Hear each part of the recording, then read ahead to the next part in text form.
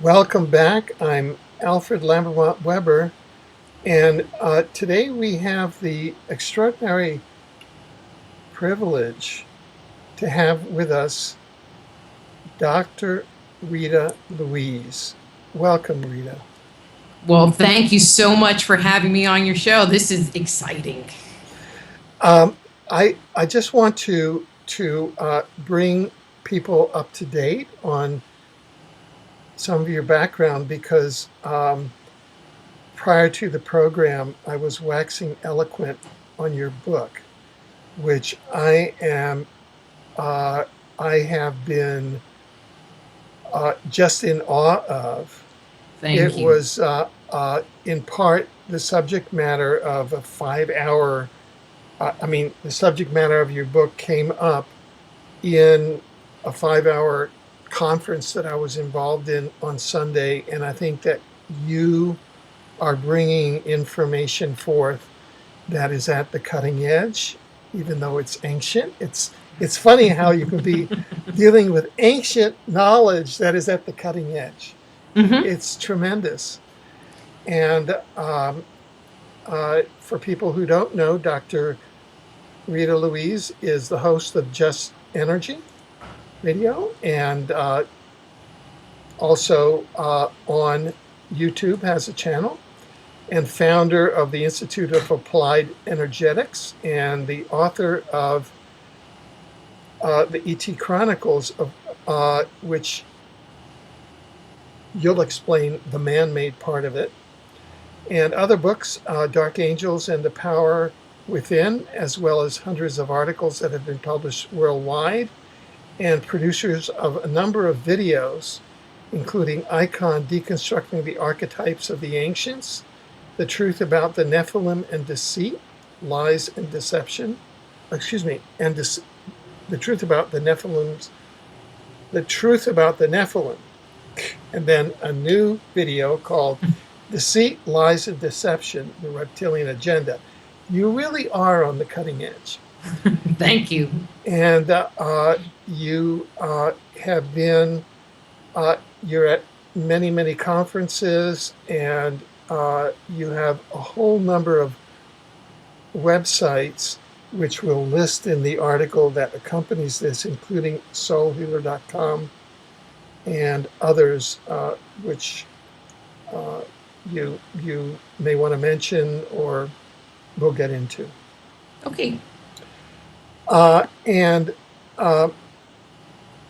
so I'm looking forward to this, our conversation, because I've read the book, and I'm now going to get your deepest insights. Okay.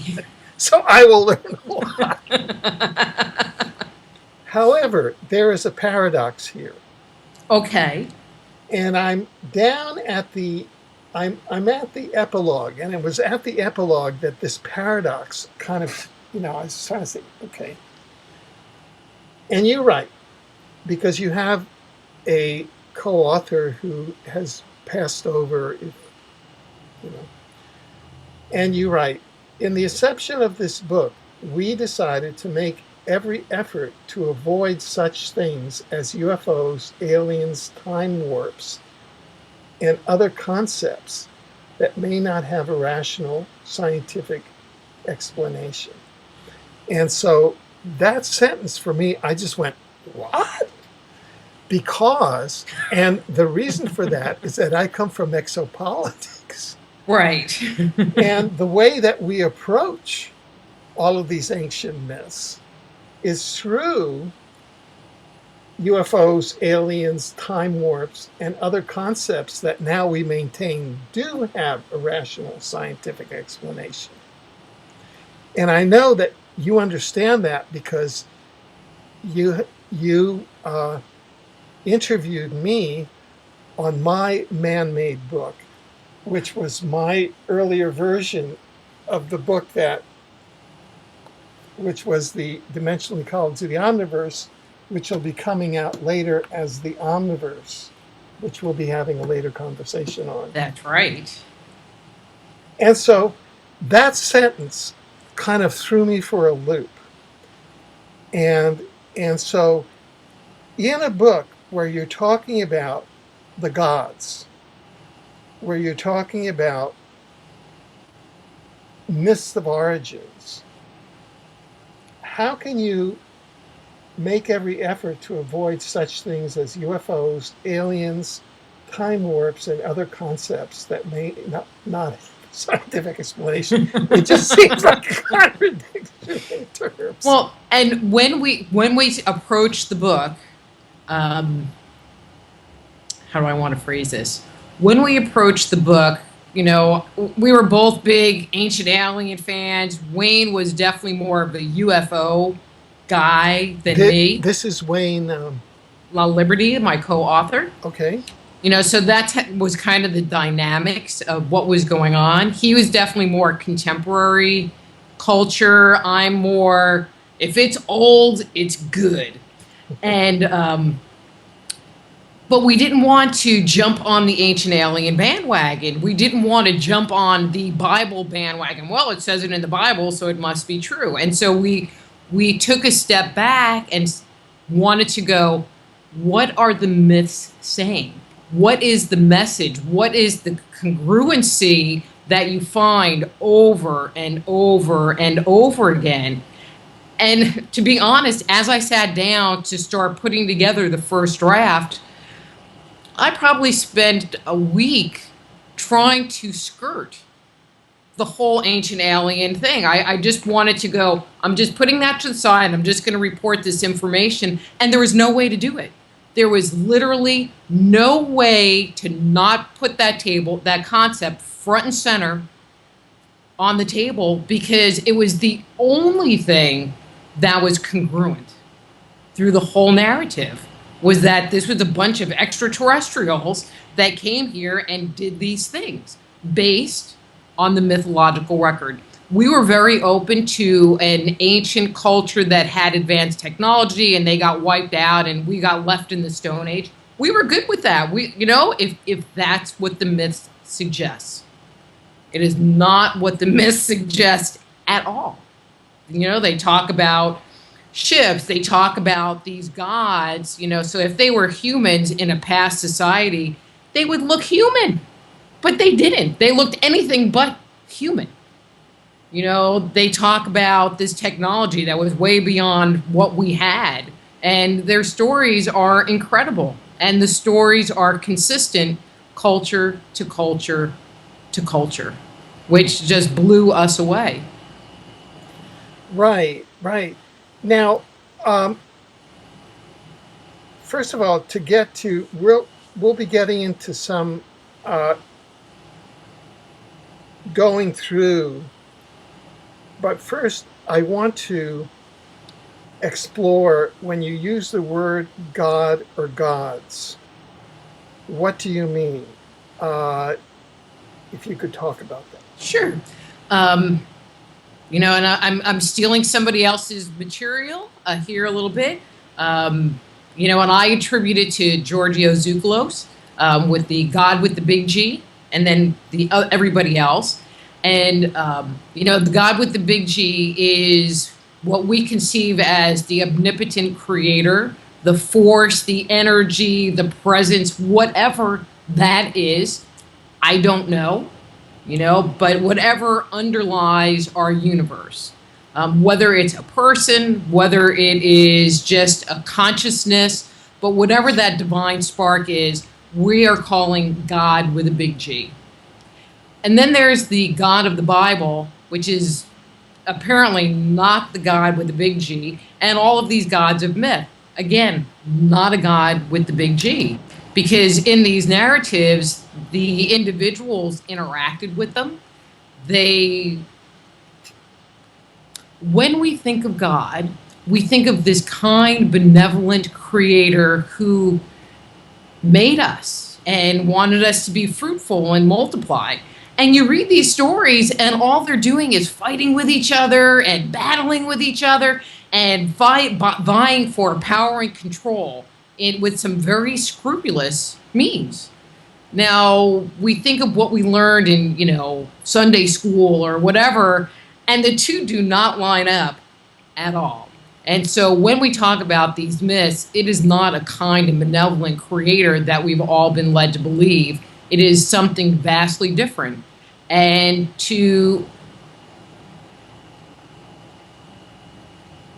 for example, when we think of God, being omnipotent, God should be able to create anything he wants. He wants, she wants, it wants, whatever. A wink of an eye, like, ooh, there's a car. A nod of the head, there it is. Or, do the I dream of Jeannie thing, and do one of these things, and poof, it manifests. But when we read these stories, the gods don't have that ability. They need flying craft to navigate the skies. They have these weapons that can level mountains or create havoc on the earth. There are stories that talk about their ability to transform shape. But in order to change shape, they need to have a feather or a magical ring or some other device in order to change their form. So, for example, Freya, who's a Norse god, so we have Thor and then we have Freya. And she had a cloak of falcon feathers. And when she put that cloak on, she was able to soar through the sky. Not very godlike in our interpretation of God. And so the question becomes, well, if that's not God, who is it? And that's really what we try to explore in this book and tell their story and share it with people. Now, I was impressed going through the book with the broad breadth of research that you did. And in fact, you mentioned all the time that you spent in your workspace laying out all of the creation myths and trying to look at them and really understand categories. Could you just go listing them so that our audience gets an idea of the vastness of the number of creation myths that you've explored in depth here? Do you have that? I don't have that number, but I'll provide something a little different, but I think you'll find it interesting. Just what our process was. Where we started was looking at flood myths. And actually where the whole thing started was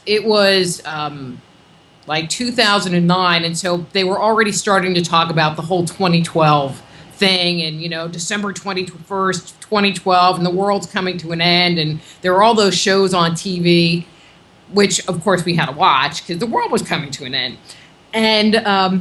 And one show in particular, they talked about, well, the Maya have this calendar and we're moving into the fifth world and, or the calendar ends. And in India, they have one too. And in Egypt, they have one too, and they kind of like put a period at the end of this sentence. And kind of going back on it, I was like, well, what do they have in India? And what do they have in Egypt and whatever? So I watched the show again, and that's where I realized they made this global statement, but didn't really explain what anybody else had, which of course got my little research feathers going. And so I started digging into Hindu cosmology to look at what their perception of the cycles of times and the different yuga cycles, because I was vaguely familiar with them. But what the Mayan calendar says and what the yuga cycles say, they didn't really line up time-wise. So, but in that research, I mean, you go to something and it gives you a nugget, and then you go to the next nugget. In that research, they talked about this flood myth that was remarkably similar, that came out of Hindu cosmology to the Noah story, which got me investigating flood myths to look to see what other people had to say, because it was shockingly similar. So I started going through all of these flood myths, and we can come back to this. I'm not going to give away all the good stuff. But, and I started taking notes and noticed huge correlations between the flood myths.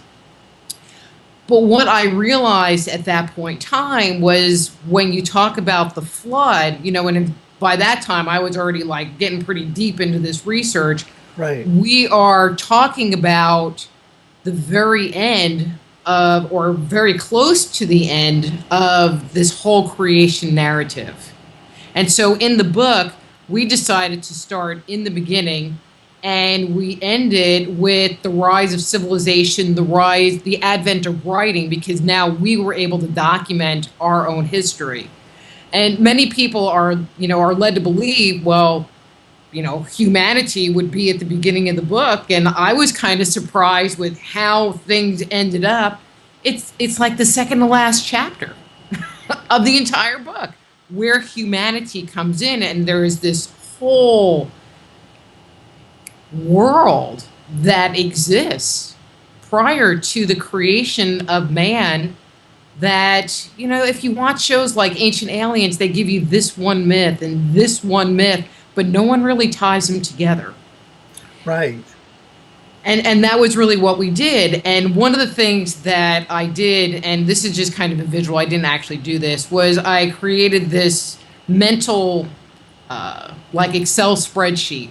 And at the end of the Excel spreadsheet was the flood. And as I was going through the mythology, I started looking for common themes. So, for example, a very common theme that you find running through myth is the concept of a golden age. Another concept that you find running through myth is the creation of a world, and then the sun, the moon, and the stars being put in the sky. It's a very common theme. Another theme that you find is this battle happening, and the losers end up getting sent deep into the underworld. And so then I started focusing on finding kind of these keywords in myth. And what I started uncovering was, if you read the narrative before and the narrative after these key phrases, again, they were parallel. I mean, it was just parallel after parallel after parallel, which led us to believe, my colloquialism was, if everybody's talking about it, there has to be a nugget of truth in it. Right, right. Now, what role did, quote, the gods seem to have across all of these myths? That is, gods in both senses, capital G and small g, across these myths. Are there like regularities that you found? Capital G, a big honkin' zero. Huh. Zero. There was a notion that the indigenous cultures recognized that there was this creator being, but that was not who they were necessarily talking about in their myth. So as far as stories about that god, zero. I mean, there are some allusions to it in a general sense, but no, not really. Not in the way that you would think. It's these stories about these other gods. These extraterrestrial guys. And I believe that their interaction with our planet started, with Earth, and we can go into prior to Earth, but with Earth about, and I always have to kind of do the little mental math here, 3.8 billion, that was a B, billion years ago, that they were, they participated in terraforming the planet in order to sustain life. Right. Now, this brings us to a whole sequence of cosmology that we mentioned, in fact, in talking prior to the program, and that came up over this past weekend at this online conference that I was part of. And that is that the whole term of the first world the second world, the third world, the fourth world, and the fifth world. Mm-hmm. And what I realized this past weekend, and realized again reading your book, is even though these concepts, you know, I loosely had a concept of the Hopi and the fifth world, and you know, blah blah blah, sort of in there, but because I had not studied in this area, nor many people have only loose concepts, and I wondered if you could school us, you know, and I'm sure that people are going to go and get your book because it's there on Kindle, and I went up to Kindle and I got it, and it's real easy to get, and it's very reasonably priced.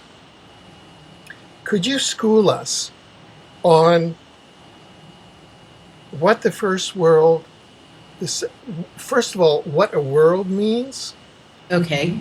And secondly, what the first world is, what the second world is, what the third world is, what the fourth world is, and what the fifth world is. And I know that that's a tall order. I mean, that's a lot of talking. Yeah. And my apologies. Okay. You know, and maybe we should start with one and then kind of go through there. Yeah, okay. Yeah. So when these cultures talk about worlds, they're talking about periods of times or epochs. Epochs? I never get that word right. Epochs in time. And so we're not necessarily talking about different planets. We're talking about periods of time, and how time is measured in different cultures is different. So, for example, you know, everyone's familiar with the Mayan calendar and, you know, December 21st, 2012. And, you know, I had my show, Just Energy Radio. We actually did a live show on December 21st, 2012, which was hysterical because we were going, hey, happy Mayan Fool's Day. It was pretty funny. Anyway, and so in the Mayan culture, theirs is more based on the precession of the equinox, so about 26,000 years, and they take that and break it down into 5,000 year chunks. And so we supposedly, and I don't believe the Mayan calendar ended December 21st, 2012, and whatever they were saying, I don't believe, which is a whole other show. Anyway, you know, and that's how they navigate time, and it's based on their ability to calculate time based on their numbering system. Anyway, but when we look at Hindu cosmology, I mean, they're talking about thousands of, you know, hundreds of thousands of years, where they talk about the day and the night of Brahma. And when Brahma is awake, reality comes into existence. And when he goes back to slumber, it disappears. Well, it's interesting because Brahma awoke 4.5 billion years ago, right when our universe came into formation. Now, isn't that just kind of interesting? I mean, doing this, there were so many coincidences that I was just like, oh my God, this is amazing. But in cultures, this is one of the issues that it took me a long time to work through. In some cultures, they talk about four worlds. Like in Greek tradition, they talk about a golden age, a silver age, a bronze age, and an iron age. Four worlds. When you talk about Mayan culture, they talk about five worlds. And I had to spend a lot of time really meditating on what I knew to go, why different? Why does one group have four and one group have five? And the key was with the phrase, the golden age, because cultures around the world have this notion of a golden age. But when you look at the cultures that talk about five worlds, there's actually a world that exists prior to the golden age, which gives you five. You know, because they have this world, it's destroyed, they recreate, and that's considered the golden age. So I was like, okay. And so I'll go into that first world. I mean, so do you want me to Sure. describe kind of the events that happened Oh in yeah. I that mean, first world? yeah, sure. Because yes, please. Okay. Um, okay, so now I have this extra world that I got to do something with, basically. And from the narrative, there is a consistent storyline that suggests that it was a dark or a semi-lit world, which really didn't make any sense to me at all. But I'm just going with what it said. And there, and it's to this world that this group of progenitor gods arrived via a cosmic egg. There's usually this egg thing or a cocoon that they were in, and they arrived at this world. Myth typically identifies that there were 8 beings in this egg, and they are the originators of the drama, so to speak. And so they came to this dark or semi-dark world.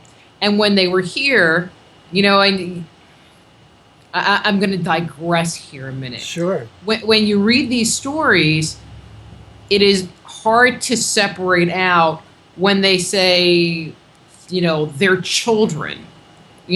Was it their children? Was it a genetic engineering event that occurred where they created this race that they see as their children, or myth recounts them as their children? Because there's some evidence, some stories that say that they were created. Or were they another race of extraterrestrials that became subjugated by this progenitor group? There's not clarity, and it's a little bit all over the place. And so I just say it's their children, just for ease, and for talking about Greek myth as just the example. Most people, recognize the names Zeus and Apollo and stuff, and so I tend to use that as my fallback example. But anyway, and so they created this race of beings that they wanted to serve them. It was their children. And so in Greek mythology, for an example, one of the progenitor gods was Uranus. And Uranus was married to Gaia, Earth Mother. And it was from their relations that the Titans were born, that the Herkimer, I have terrible phonics skills, but they had 50 heads and, or 100 heads and 50 arms. I mean, very human looking, I'm sure. And but their union created the Titans. And we're all familiar with the name the Titans. We got Medusa and all them crazy characters that we find in Greek mythology. And so they were the offspring, or the first generation from this group of progenitors that were in the cosmic egg. All right, so they come to this planet. Now, I'm going to jump the story here a little bit. So they end up fighting with each other, and this planet gets destroyed, okay? And, or there's an annihilation event. How's that? And so in our research, I was going, okay, so if we're not talking about Earth per se, what would we be talking about? What other, where could they have settled in this original semi-dark world? So I'm like, well, maybe Mars. It's got the face. I mean, this is just totally out my butt. Maybe Mars. And until I started digging and doing some research. And one of the things that I uncovered, which, the pieces just fell into place, was that the solar system came into development about 4.5 billion years ago, which paralleled the Brahma waking up. According to researchers, within 2 million, okay, so that's with an M, within 2 million years, Mars was, they had water, and if there could have been habitable life on Mars, it would have been during this Nokian period, so very early in Mars history, which they can't understand how that would happen. They can't understand how that would happen. And, so my mind, because I already was of the opinion that there was a terraforming event that happened, I was like, well, maybe they went there first and started terraforming. And, but then one of the things that happened is about 4.3 billion years ago, Mars was subjected to the late heavy bombardment, and it was just bashed with meteors and asteroids. And one of the things that happened was that the dynamo, the thing that keeps the magnetic field around the planet, which gives you an atmosphere and gravity and all of that good science stuff, started to break down. And so, and what was interesting was that and I'm putting my opinion in here, I think when that started happening, that's when we experience in the mythology a rebellion that happened of the progenitor gods and this created race. And so in Greek mythology, we have Kronos, who is the son of Uranus, castrating his father and taking control. Well, in some other stories, we have this usurping of power, but they were viewed as being rebels. They weren't the king, they were the rebels, and then they fled. And I thought, well, maybe they left this Mars planet and actually fled to Earth. Well, as this whole late period bombardment thing was going on, guess what happened on Earth about 3.8 billion years ago? Life started. Poof! They don't know how. And it was the beginning of the Golden Age. When Kronos takes control, that is where we find the Golden Age. It is always tied to him. And so my thought was, well, maybe this new beginning, this Golden Age, was because it was a new beginning. They were beginning on a different planet. It was a whole new society, whole new culture that was not under the control of these progenitors. And I want to make a comment to the audience. Sure. Okay. I'm voicing my opinion. Okay. When you read the book, one of our biggest goals was to not necessarily put our opinion in there.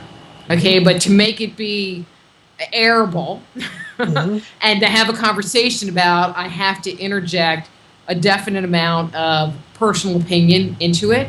I mean, we convey the myths. We tell you the stories that the myths say and allow you to draw your own conclusion. These are the conclusions that we came to, or that I came to. And just one other little comment. People think of mythology and they're like,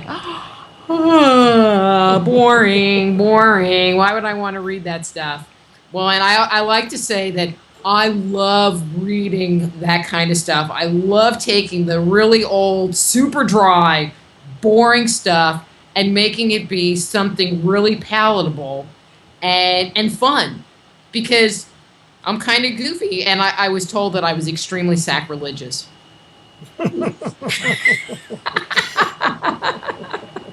In the way that I tell some of the stories, it's just like, there's angels flying around, and yeah.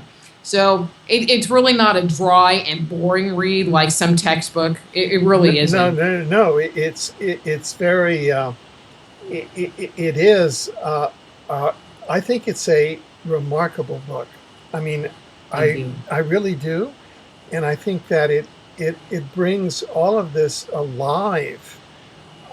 In a way that because I think that in modern society we find ourselves divorced and bereft from these ancient myths, and these things from the first world, from the second world, from the third world. Hmm. And you have brought all of this to life, and that's what I think is the genius of the book.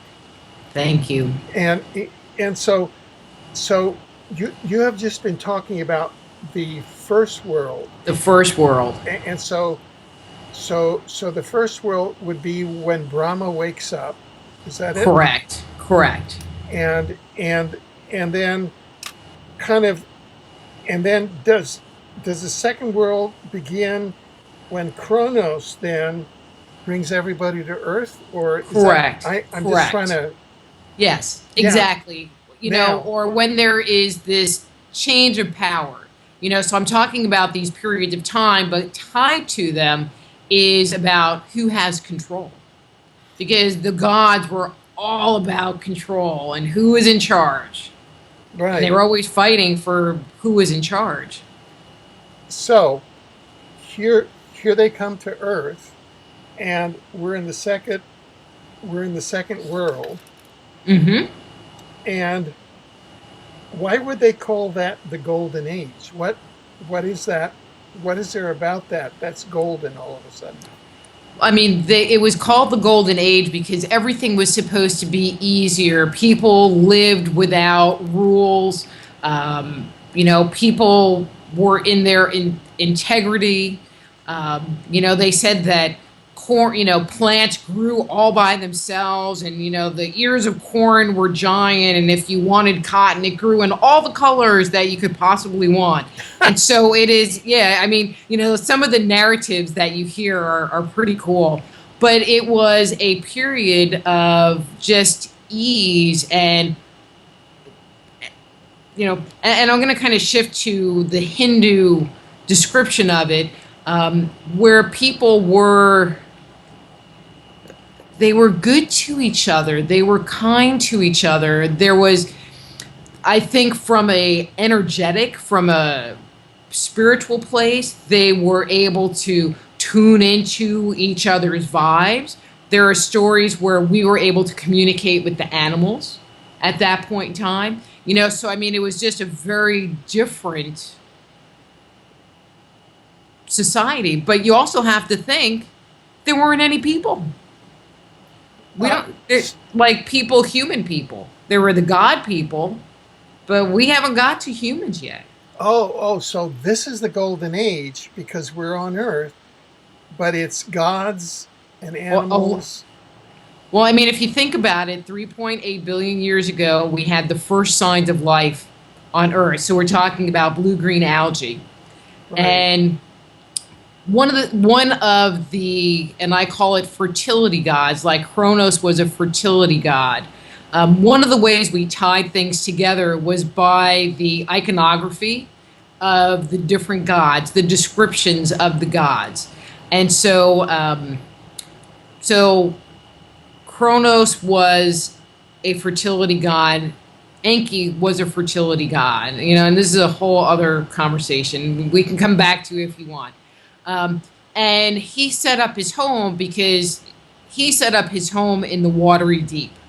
Okay, which to me is he set it up in the ocean because the world, the earth was primarily covered by water at that point in time. And so that's where he set up his home. And so was the golden age on the earth?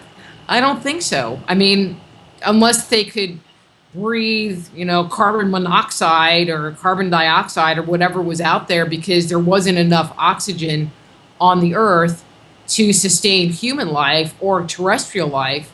And so we have this blue-green algae that took in the carbon dioxide, let out oxygen. Now, one of the byproducts of that was that it created oxygen. The oxygen bound with the iron that was in the water and precipitated down to the seafloor and created iron oxide, ochre, which we're going to come back to that, but it's a key little point to make. Right.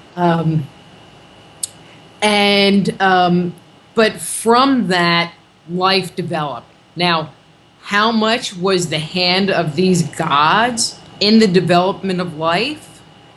It really brings about speculation because we go through these periods where we have one-celled algae and it gets up to where we have like sponges, which is basically collections of algae, but it's not a congruent organism in and of itself. So you can cut off a big piece of sponge and the organism doesn't die because it's a collective of cells and not a integrated organism with lungs or an intestine or anything like that.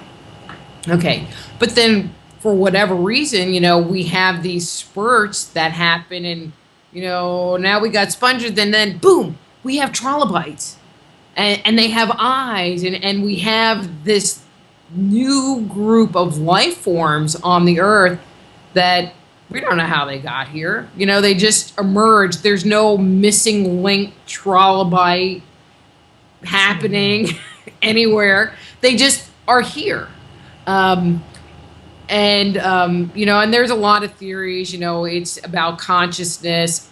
Personally, if you go with the simple answer, there was intervention that occurred that took us to the next level of evolution. And then the next level, because then boom, we have fish, But after a really long time, and don't quote me on this, but like 2 billion years, it took a long time for there to be enough oxygen on the earth. So going back to the golden age,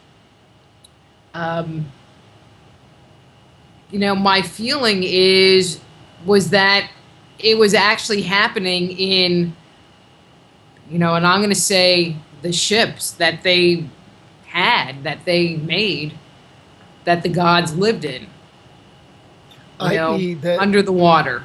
That the golden age was occurring inside the ships. Correct. I see. So the ages are from the perspective of the gods. Well, everything that we talk about in the creation mythology, which wasn't in the book because I had to think about it for a long time and actually wrap my mind around it. When we look at the creation myths, it is always from the perspective of a god. And I'll clarify that more. Where I draw the line is, and I'm going to say after the flood, so after the Noah flood, where we start entering the age of the demigods. So when we have Hercules and Perseus, or the example I like to use is Jason, the movie Jason and the Argonauts with the skeletons and the iron guy, who's my favorite. And if people have seen that movie, Jason is whisked away to interact with the gods, and he's sent on this mission to go get the golden fleece. But when you start talking about the demigods or any storyline after that point in time, they are stories about humans, and then the humans, they venerate the gods. Oh God, please take care of my crops. Oh God, my mother's sick, please take care of her. When they interact, we have Moses on Mount Sinai, he as an individual interacts with God. So it's one-on-one interaction, not everybody part of the scene. Prior to that, though, the stories are written more like, and I'm just going to give a more current example. If there was someone who was part of a street gang and he was writing his memoirs, he would write his memoirs as if he was part of the gang, looking at it from his perspective. And so they just robbed a bank. Okay, that's what the gang did. They robbed a bank. There's not judgment on it at all. And when you read these creation myths, that's the perspective that all of the stories are written from. Because if you think about it, we have morals and we have values, and you look at these stories and they don't follow the morals and values that we supposedly have. But if you are part of the story and you're documenting the story, equal, then it would come out the way that the narrative sounds. Did that make sense? Yeah, because you're reporting the actual experience Mm-hmm. from the perspective of the experiencers And as an equal. as an equal. Now, so we're in the second world, correct? Mm-hmm.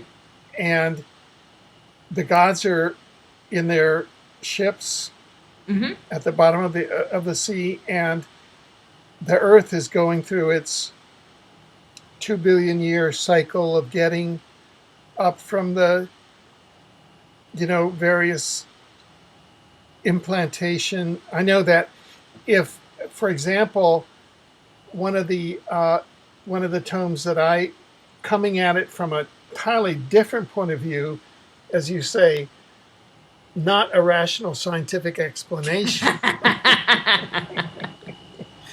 is that if you can come through channel text like the Urantia book, which is a channel text, and it's Mm-hmm. not scientific, but it says, oh yeah, we call Earth a life implantation planet, and Mm-hmm. so, oh yeah, there are all these categories of beings, and they come here, and at a certain point, we're going to implant these guys, and then we're going to implant these other guys, and then and so during that 2 billion year period, we're going to be building up the garden, as it were, Right. till we get to, things can sustain.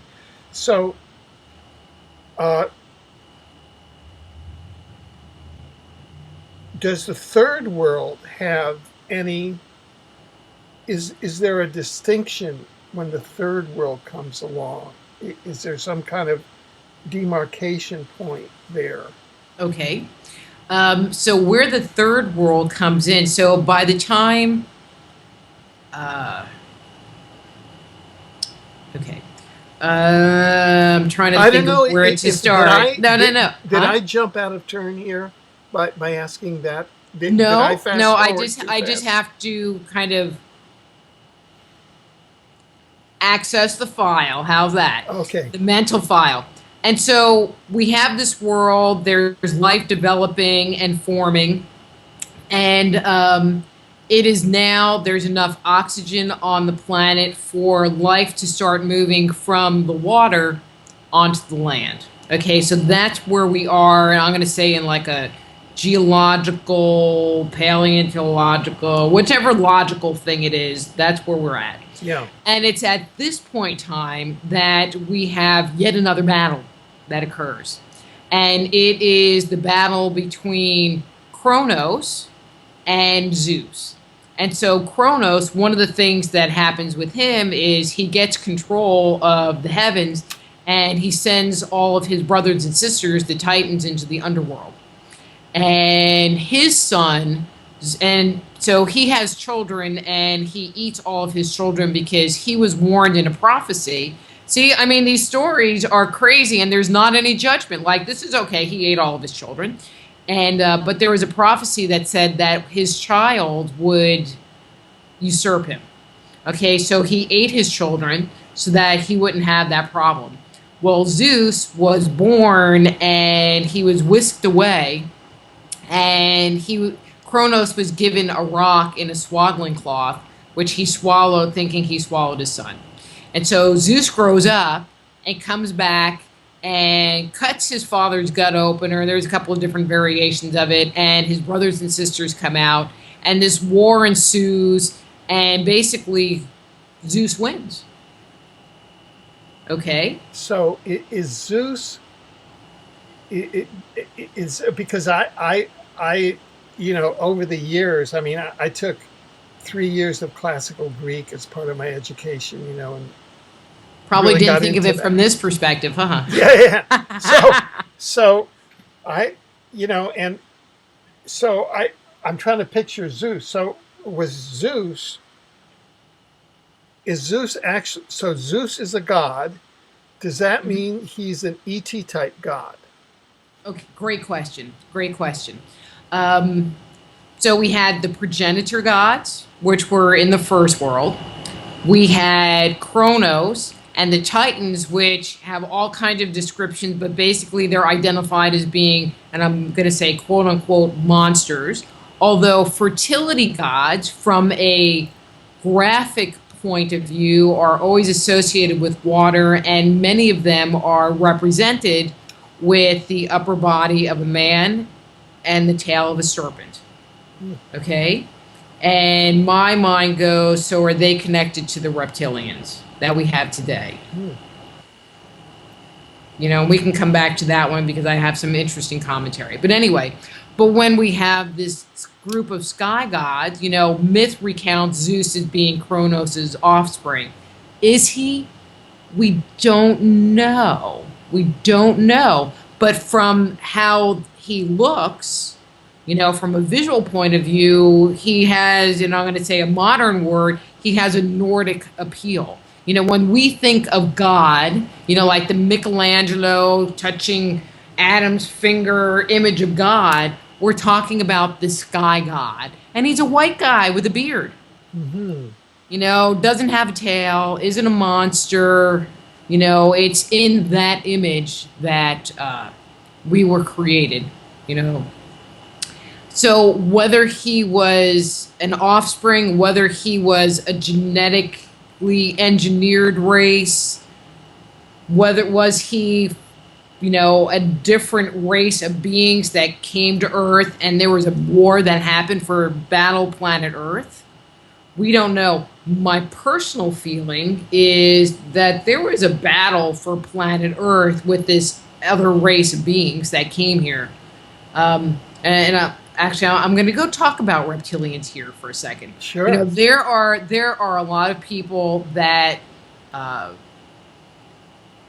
like reptilian people that will say, well, the reptilians were here first and they just want to get their planet back. And when you look at it from a mythological point of view, the reptilians were here first. You mean Kronos was a reptilian? Giving him a contemporary word, I would put him in that category. Okay. And it's funny because Chronos is the Greek word for time. This is not Chronos, the time, because not that Chronos. The other, there's Cronos and there's CH. Oh, sorry. My yeah. error. You're bad. That's okay.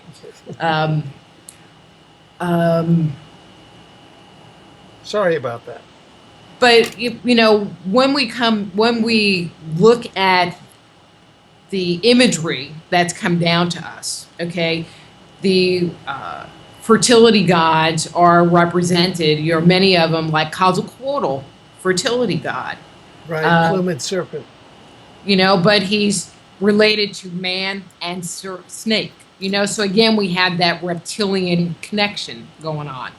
But anyway, but the imagery that we have a lot of the time is, you know, half man and little snaky legs, or no legs, just little snaky thing going on, mermaid kind of image. But, you know, and I'm going to throw this but, and there's absolutely zero proof on this, but it just, you know, I think a lot, and I think about weird things. Did the imagery come after the verbalism? You know, that he was a half man, half snake, half serpent. And could they be talking to a humanoid that has scales and maybe a tail, but humanoid, half man, half snake? And so maybe the images that we have of these fertility gods is just not a correct representation. You know, that they were taking words and trying to represent it as good as they could. Just a thought. Right. But I do feel like, and this is my personal opinion, that, you know, we went into that whole dinosaur age, and were they directly responsible for them? Was that kind of their highest level of evolution? And then these sky gods came and interjected their DNA into, you know, because as we develop, we go through our reptilian phase with our reptile brain, and then we move forward in womb from that phase into being human. And so did they inject their DNA to take what was originally a reptilian terrestrial creature and move it forward into mammals and stuff? Well, these are all really interesting questions, and in fact, what just came up for me, and to ask you, was the KT event, where the dinosaurs reportedly were killed by the meteor. Was that like a guided missile to bring the reptilian age to the end, because Zeus had overthrown Chronicles? I mean, I'm just kind of like thinking. No, that's a great one. And I never. All right, time wise, Yeah. no. Time wise, no. Time wise, because that was 65 million years ago, and Yeah. it was just too late yeah, time wise. right. But I love where you went with that. And I never thought that it might have been like a retaliation kind of thing, which you never know. Oh, for me, see, I live in a world where, hey, I mean, that was pinpoint accuracy. I'm sorry, and that you can say, oh, it's an intentional universe. However, yeah, and get into the intention, and was there intelligence behind the intention? But even though Zeus took control, it's not like they didn't still have their issues, because they didn't get rid of him. They didn't get rid of the fertility god. In Sumerian culture, we have Enlil, who's a sky god, and we have Enki, who's a fertility god. Well, and I'm going to bring in Zachariah Sitchin just because he's really the only source I have. Right. Well, no, just for ease. Enlil was here first, and then Enki came and took control of what was going on. But Enlil never went away. His role just was changed into doing something else. But there was always contention between the two of them.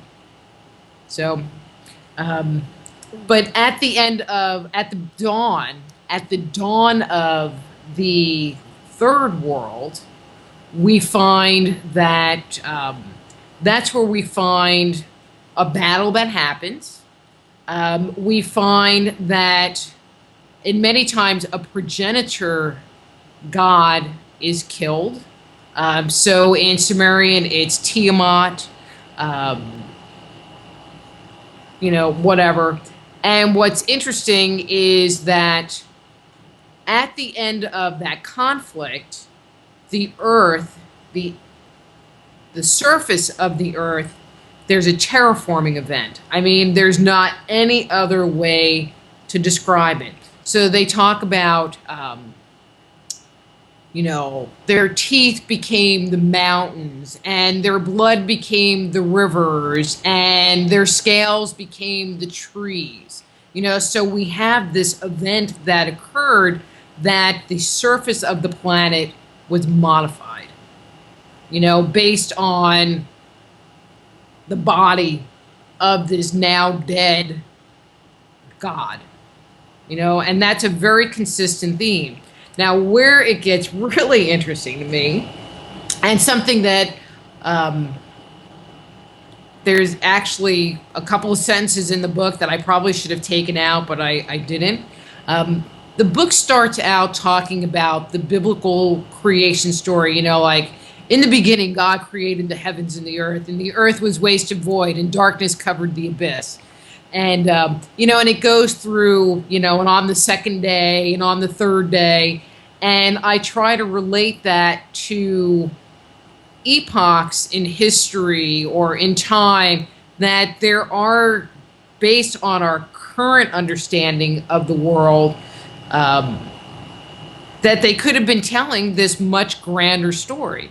Like there's and God said, let there be light, and there was light. And we went through this phase where, there was the Big Bang, and within 10 seconds, there were photons lit throughout the universe. And so there was light. It just glowed.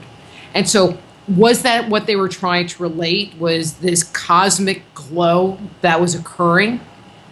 I don't know, but it worked for me. And really, my goal was to have people kind of think outside the biblical box. Now, when we got to the third day, fourth day, yeah, third day. I have to think, So because it gets me very confused. this is switching from worlds to days. This is the Um, biblical creation myth, right? right, but the days actually parallel the worlds. Okay. Okay, to a certain extent, but it even takes it, before Mars, because we have actually the Big Bang Right. coming into this whole thing, which isn't really covered in myth, other than the statements that we really get out of the Bible, and haven't found. Well, there are some. You will like this one. You will like this one. So we have a legend which I did not put in the book because it would have just taken it way off tangent. There is a story that comes out of Hindu cosmology that talks about uh, Brahma.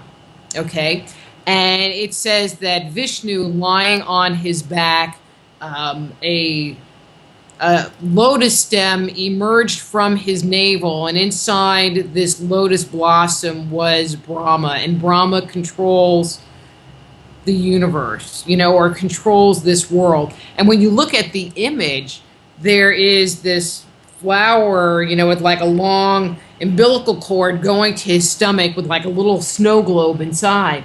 But when you look at the rest of the picture, there are all of these other snow globes flying around. And what I was planning on putting in, but I decided to cut out, was I felt like Brahma's role was to set the energy, to set the physics of this universe in a sea of multiverses. I mean, it looked pretty clear to me that was a very easy connect the dots if you could wrap your mind around multiverses. Right. Very If you can't interesting. wrap your mind around multiverses, he's got this thing coming out of his stomach and it doesn't make any sense. Very interesting. Very, very interesting. And if you want, I can send you that information, offline. You just need to email me or bug me, and I'll send Sure. you my notes. No, but that's a very interesting concept. So that this is how the cosmology is being translated in each of these cultures Mm-hmm. that are being reported. Right. Very interesting. Um, but So, going back to the biblical thing, yeah, we had the third day. And so on the third day, and I'm hoping it's the third day and not the fourth day, but the third day, God created all the plants and the trees that was on the earth. Okay? And then on the fourth day, God put the sun, the moon, and the stars in the sky. Okay? now now that's kind of strange. Well, that was my thought. And so in the book, I say, well, maybe the Bible verse got mixed up. Whatever. I thought it was very strange too, and I tried to explain it away. However, however, we have this terraforming event where the progenitor god is killed and the teeth become the mountains, and this event happens, and we now have trees and plants on the surface of the earth as part of this event. And then you continue reading in the storyline, and the sun, the moon, and the stars are put in the sky. In the third world, It is the dawning of the third world. of the third world, so that there's a parallel between the world creation story and the fourth day, and the third and fourth day is what you're Yes. saying. Yes. Now, however, But it also says that what the Bible says is not a mistake. That is the mythology. yeah, now why would it say that when a modern astronomer would say that's counterintuitive. The only thing that I could wrap my mind around, which fit in my timeline, was all of life up until that point in time was underwater. Oh. And the first thing that happened was the plants started moving onto the land. I mean, that was kind of how I dated where the third world started. I see. And now we had terrestrial life starting to move onto the land. Well, you wouldn't see it if you were underwater. Now, that's very astute. That's very interesting.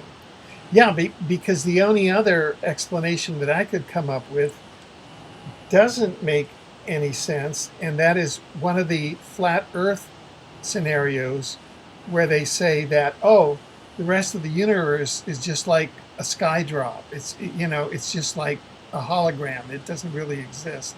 Mm-hmm. I mean, I'm just saying that there are people that kind of posit that. Mm-hmm. But where I found the two things converging, especially what I focused on in my research was when the plants started coming onto land. Right. So that was my key word in the research, but it was also, it was after that terrestrial animal life moved onto the surface. Right. But the part that I found the most interesting was it was after the plants were on the land that the myth suggests that the sun, the moon, and the stars were put in the sky, or some semblance of the sun. And I'm like, it matches the biblical story. I was so happy. I mean, in a weird kind of way. No, but that also matches the approach that something doesn't exist unless there's something there to perceive it.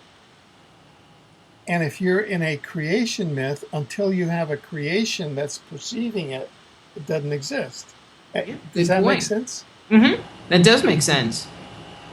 But that began the reign of the sky gods at that point. Right.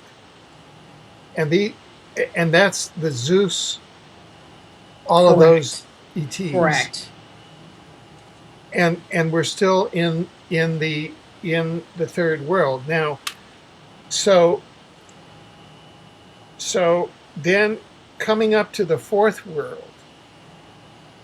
Okay. And so at that point in time, I feel like they were cohabitating, that the two groups were cohabitating on the planet.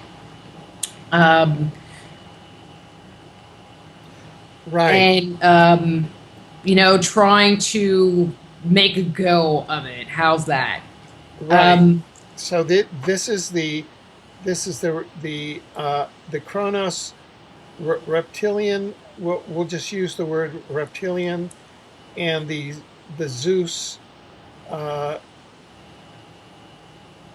different. And you could have an age of dinosaurs with had mankind made its appearance yet? No, not even. Not even. I see. And so, so I feel like they were here and we're trying to cohabitate, and that world wasn't really all that exciting, because it was just them. I mean, they were searching for the nectar of life, for the Amrita, and churning the milky ocean.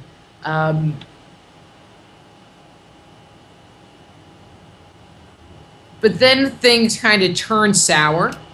Mm-hmm. And because there was more of a balance of power, I don't think the sky gods really had control. That they were more trying to cooperate, but that didn't last because they kept screwing each other over, and so there was this all-out battle for planet Earth. And there is this huge war that happens between the sky gods and the fertility gods. I see.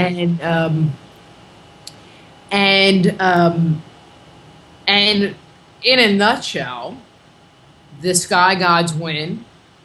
The fertility gods are sent into the underworld or are banished, and but still on Earth. And now the sky gods rule supreme. And this is still in the third world. so this would be the end of the third world. The I'm end of the kind of third- getting myself a little mixed up here, though. No, this makes sense. So it seems like each of the worlds has the same pattern. Well, in each of the worlds, there's like a kind of a predominant creator god, and then there's a challenger, and then there's a war, and then there's the outcome of the war, and then there's the end of that world. but I mean, if you think about, you know, English monarchy, we have the Stuarts, or we have whoever were the Tudors, and or even in Egypt, we have the different dynasties, Right. and there's something that happens and that dynasty ends and the new dynasty begins. And so really, to me, that's kind of what we're talking about I see. at this point. And so then, so this battle happened, and so I'm going to make my very controversial commentary at this Okay. point in time. I believe it is with this battle that occurred that the notion that we all, if you are, a Judeo-Christian person or live in the Western world, that God is up there in the heavens Hmm. and looks like a white guy. Excuse my political incorrectness there. Okay. And that the devil or the evil one or the fallen angel or whatever word you want to put to it lives down there. Right. Because at the end of this battle, the losers were sent to Tartarus. And we know Tartarus. That's the word Tartarus. that is really current now. And as we know, the winner of a battle is the one that writes the history. Right. And I feel like the fertility gods were vilified. Right, wrong, indifferent, good, bad. I'm not making any commentary, one way or another, but I believe that they were vilified. And it has come down to us because the sky gods are still in control. Okay, today the sky gods are still in control, and that's why we believe God is up there, God is beneficial, God is all loving, and the devil's down there, and he's out to get us. Oh yeah, and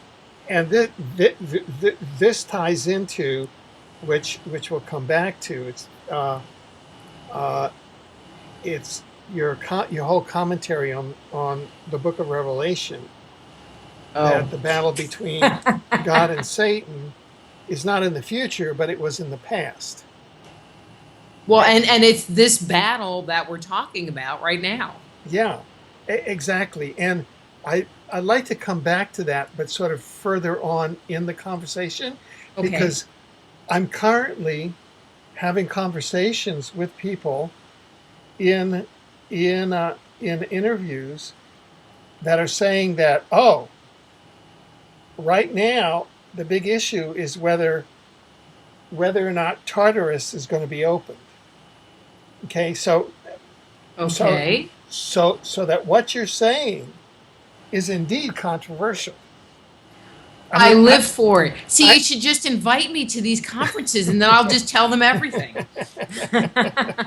because this is astounding. I mean, because the whole conversation now, today we're on the 8th of September, on the 23rd to the 29th of September 2015, according to some interpretations, we're having, excuse the language, but it's, in the vernacular, in the Book of Revelation, we're having the whore of Babylon, who's the current pope, coming to Washington, meeting with the current president, who's one horn of the two-horned beast. And if those guys get their thing going, they're going to open up the pit, which is Tartarus, and then all the devils are going to come out. And so if you're correct, you're saying, look, this thing happened back in the third world, at the end of the third world, and we're way, I mean, we're so let's come back to that, because that's a burning issue now. I mean, people, that's probably the most current global political issue, is whether or not this Pope, Bergoglio, Gog and Magog, the Jesuit, my uncle was the deputy black pope, so I'm a little familiar with that, whether he's going to open up Tartarus or not. I mean, and so they're putting this in the context of the third world is blowing my mind. Anyway, so here we are, and we're at the end of the third world, and the fertility gods get consigned to Tartarus. Okay? Correct. And so this brings us into the fourth world. And so in the... I don't want to put words in your mouth. Lawyers tend to do that when they're cross-examining witnesses. So you'll have to, excuse me. No, that's okay. So in the fourth world, we have Zeus reigning, and he supposedly created a race of giants. Now, in mythology, we have two groups of giants. We have the Titan giants, which were as tall as trees and as big as mountains, and so they are huge.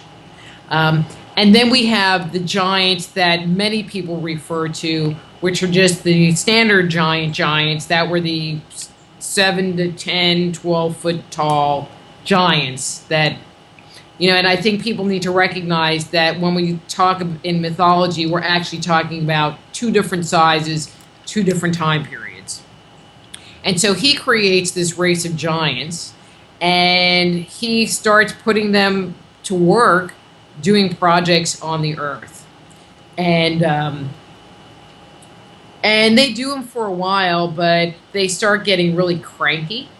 And I try to say this in my most whiny voice, but we're the sons and daughters of the gods. Why do we have to do all of this hard labor? Was that whiny enough? I'm trying to understand this, 95-foot giant. Well, no, these are the 10 to 12 foot giants. These aren't giants. So we hear the stories of the redhead giants in the Southwest America, right. Or, the giants that we find in the book of Genesis, with the sons of the Nephilim giants. Mm-hmm. That's this group. I see. So the 9 to 12 foot. So they are actually in the historic record. But they were here prior to mankind. They were the earthborn. In Greek mythology, they were the earthborn. My feeling is that they were able to deal with the atmosphere on the earth. They were the first group, humanoid group, to deal with the atmosphere on the earth, although they had issues with the sunlight. Mm-hmm. And so they lived in caves, so the stories you hear about them, they only come out at night. They lived in caves. I feel like they had issues with the sunlight. But they were the worker group. And, one of the things is a kind of a common note through these stories is that the gods wanted to be revered. The gods wanted to be submitted to. And if you didn't submit to the gods, they retaliated. And so this group of gods revolted, or the giants revolted against the sky gods, and another war ensues. But this time it's the giants against the sky gods. And And it is at that point in time that it is decided to create a race of workers, and it was decided to create humanity. I see. I see. Be, that that wouldn't have the downside of the giants. What do you mean? The giants being big enough that they could do some damage to the sky gods, whereas humans are just like they couldn't do damage to the sky gods. Right. And the giants of old were actually very strong. Yeah. And very, so they had more physical strength, physical stamina than we as humans even could think of. Could I ask you just a technical question? Sure. Were these giants considered, because you used the word demigods, are they considered demigods, or is that a different designation? That would be, a demigod would be the offspring of a god and a human. I see, okay. And these were a creation or some other race or whatever, but no, I'm going to say a creation, a manufactured species that was able to live on this planet. They were the earthborn, so they were evolved, as part of their engineering experiments, they were bred to survive on this planet. Right. And do the works of the gods. And that lasted for a while, and then they ended up revolting. And it was decided to create humanity. And that would be the end of the third world. The end of the third or the end of the fourth? We're in the fifth world now. See, I'm getting all confused with my worlds. No. But no, I'm going to say it was... because the end of the third world was when Tartarus and all the fertility gods were sent down to Tartarus. Okay. So then that... All right, so then I'm going to... I'm not recalling off the top of my head, but if it wasn't right at this moment... It wasn't far off in time. Yeah. What I noticed, so as to give us the correct amount of space, because I remember from the book, you say first/second world, i.e. there's a lot of overlap. Mm-hmm. So we have to just stipulate that we're talking about overlap periods now. Mm-hmm. But what we're talking about now is that we have come to the Giants' revolt, and now we're coming into the human era, which occurs sometime in that fourth world. Well, it would be the fourth world, on the borderline of the fifth world. Yeah, fifth world. And so, and there's a lot of contention about, there are a lot of people that will say, oh, well, the alien intervention occurred 40,000 years ago. There are people that say it occurred 100,000 years ago. And I push the date back a lot. Oh, I mean, I've seen photographs of human footprints that are 2 million years old. Well, I mean, actually, the Zapata footprint, the one in New Mexico, are you familiar with that one? I mean, I may have seen it, I'm working on getting access to it because I know people. Anyway, minimally. Okay, so when we start talking about the evolution of humanity,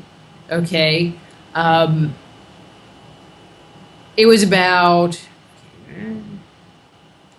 3.8 million years ago, that Australopithecines came on the scene. So 3.8 million years ago. And what Australopithecines had going for them was that they could walk upright, and which meant they did not have a divergent toe anymore, which meant their big toe didn't stick off to the side. They had parallel footprints. We don't have any fossil record other than imprints in clay or imprints in stone that tell us that evolutionary change happened physiologically. They walked upright. and they were starting to work with stones, making very crude stone tools. Now, I would like to contend that the intervention actually happened prior to that, and that was part of the walking upright, making crude tools. From that genetic piece, the next, version 2.0 was Homo erectus. And so I feel conclusively that at a minimum, this alien intervention occurred 1.5 to 1.7 million years ago. Right. And then I'm saying minimally. Because by that point in time, by the time we had evolved to being a Homo erectus, we were walking upright, we had lost our body hair, we had the ability to communicate, our brain size had increased multiple times, we were able to control fire, we were starting to build primitive structures, we were starting to hunt in groups, which hadn't occurred prior to that. And so the advent of culture, the advent of society was beginning at that point in time. And so, and if you look at the biblical story, when Adam and Eve were cast out of Eden, well, I have two different pieces that support this notion of so far back in time. One was when Adam and Eve were cast out of Eden, God gave them clothes made out of fur to wear. Now that you mention Adam and Eve. Okay.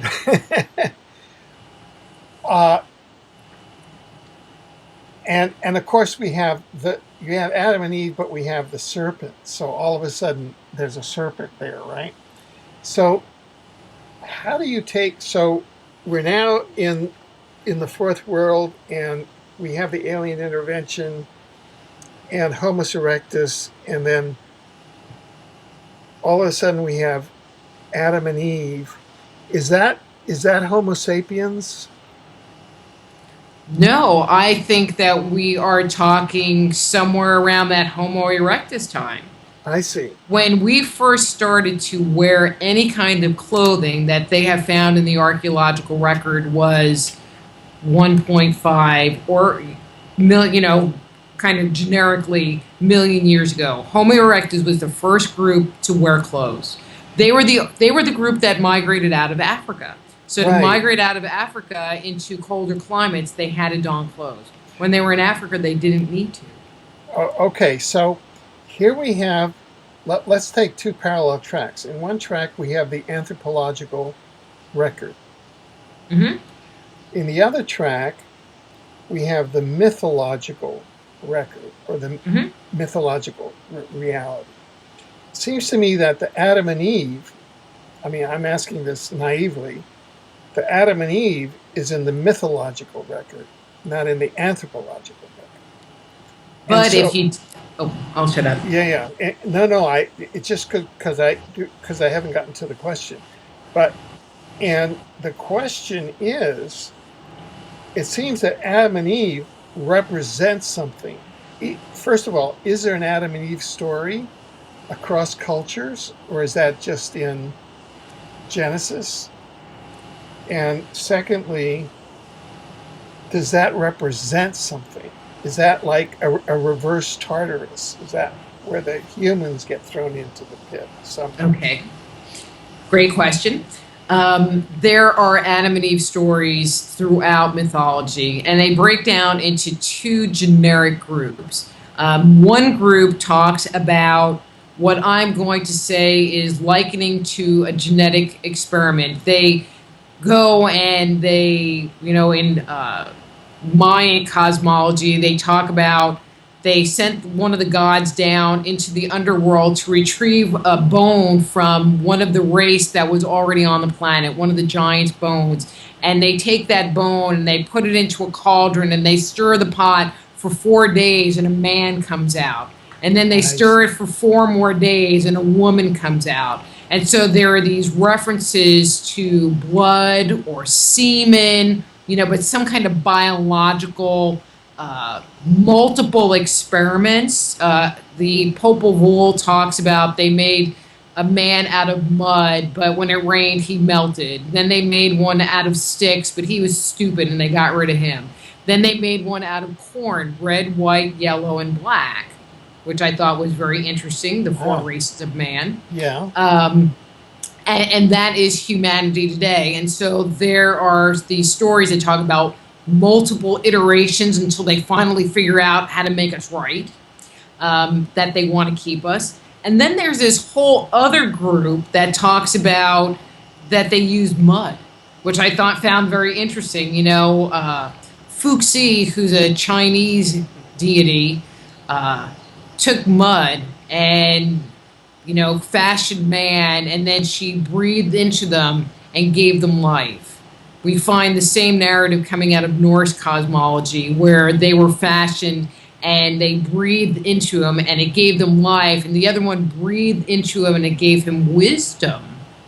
And I feel like that's really the separation, and that's why I really kind of hone in on that Homo erectus, because it seems pretty clear to me that there was a level of consciousness, a level of self-awareness, where self-reflection, what makes us be humans as opposed to being in the animal kingdom.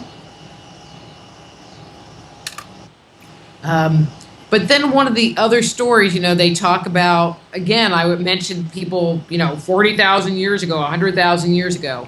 And then I bring in one other myth that to me signs, seals, and delivers my much older date, is the story of fire.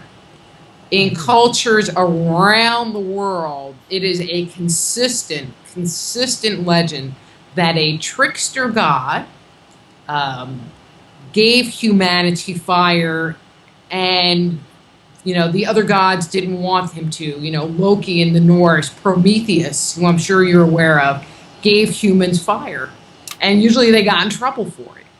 Now, taking a step back, the fertility gods, so Enlil, Quetzalcoatl, any of those names that we tie, because I believe we're talking about one group of gods that just have different names. It's Quetzalcoatl here, but it's Enki here, but it's Kronos here. Same guy, different name. Isn't that interesting? Because they all do the same thing. They all have similar behaviors. They all do the same kinds of things. But they were always responsible for teaching humanity. That's one of their attributes, was the creation. Like Enki was the genetic engineer who created humanity, but they were like his pets. And so he taught them, and so that was the dynamic. But he was also considered a trickster, that character, that guy. But it also depends on your viewpoint. If you're the ones that don't want humanity to have fire, and this guy over here gives them fire, okay, he's kind of a trickster, and maybe you're going to be pissed off at him. But it's this character that was always looking out for humanity and humanity's needs. And he's the one that gave us fire, but I feel like he acted more on his conscience,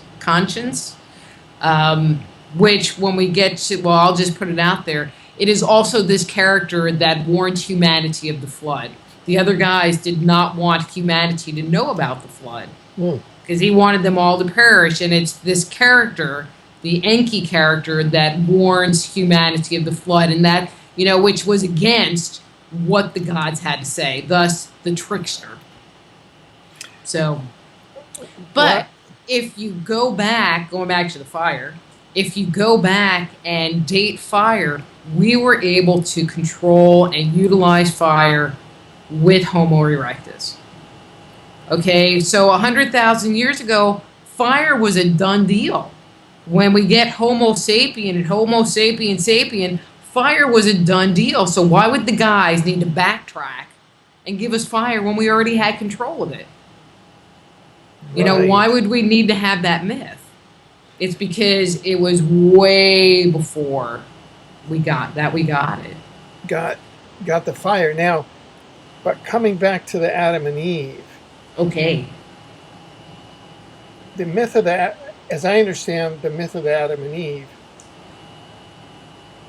Eve were told by God, I'm not sure the big G or the small g, don't eat that tree. Don't eat the fruit of the tree from knowledge of good and evil. In other words, you can't have access to whatever. Uh, the snake comes along and tempts Eve, Hmm. and then Eve eats it and co-ops Adam, and then they're both thrown out of the Garden of Eden. Right. And I would have thought that the Garden of Eden would have been another word for the Golden Age. I'm just thinking Hmm. common usage rather than any knowledge of, the myths or the history. And that this is the devil again. So it's like the Satan versus God, and where Satan comes in and tempts humanity, but and it's a humanity that is at a certain level of development, uh, that they know the difference. This is where humanity learns the difference between good and evil. Okay. So So, let's frame it in a different perspective. okay, Okay. So the serpent, let's say the serpent is really Enki. And Enki sees that they are just kind of hanging out, a step above being an animal. And he decides that he would like to see them move forward, and they take the fruit of the knowledge of good and evil, but perhaps it gave them awareness. It did give them awareness. Perhaps that is what they needed to have consciousness, to realize they didn't have clothes on, to realize that, I'm just going to say that, to realize, period. But think about it. Enki, fertility god, he's down in Tartarus. He was vilified. And so if the sky gods are the one writing this narrative that we're talking about, well, of course they're going to say he's some evil serpent bad guy giving them stuff and making them more godlike, because that's what Adam and Eve, the ultimate byproduct was, is they became more godlike. right. And however, is it is it the small g or the Oh, I would so totally make it a small G. And if oh, I okay, was using so that, Sumerian, I would say it was Enki. yeah. Enlil, the sky god. Yeah. So Enlil is the guy who gets upset and casts Adam and Eve out of there. What does that mean functionally? What does Enlil do that to Adam and Eve? What does the punishment mean? Being cast out of the Garden of Eden. What happens to them? And that's a little bit of a mystery to me. I mean, there are a couple of different thoughts that I have, but I don't have a solid conclusion. One is that they were actually living in one of the homes of the gods. Okay, I so see. so they were in I think it's Greek that they actually lived in Hesperion's garden, Yes, and correct. so were they actually living, I believe that heaven, as we have come to know it, is actually a giant, and I'm going to say mothership, that these gods live in. Okay, and Right, so maybe, were they cast out of the mothership and just sent down to Earth to go deal with it? right. So something happened that they changed state, and that Enlil then, uh, right, said, okay, you broke the agreement because this went against Enlil's evolutionary plan. Maybe Enlil wanted to an extra 500 million years for them to go and discover fire or something. I'm just kind of hypothesizing.